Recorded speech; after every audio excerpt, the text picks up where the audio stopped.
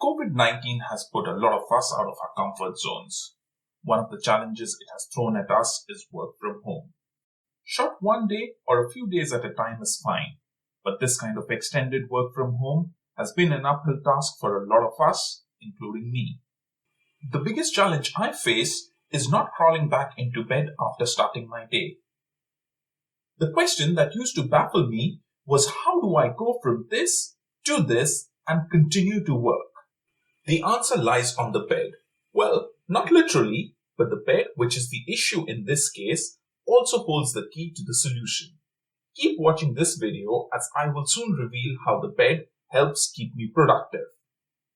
A lot of us don't have dedicated workspaces at home. We never needed one till COVID happened. Some of us currently work from our couches, others have turned their dining space into a home office, still others stay in bed and work.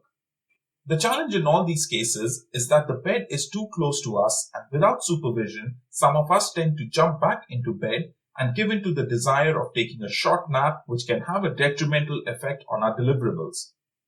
So how does one get out of this? How does one overcome the temptation of taking a short nap during the workday?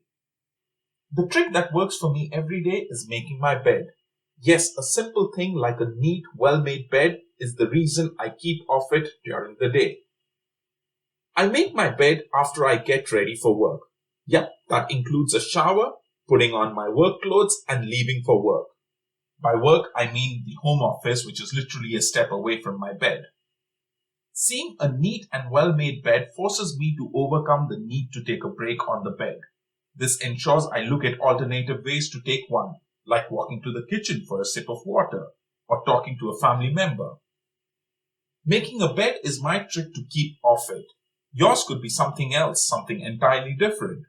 But I hope this video helps you think and discover that one thing that keeps you off the bed. For my next video, I will share 5 tips that can help you have a more productive work from home sessions.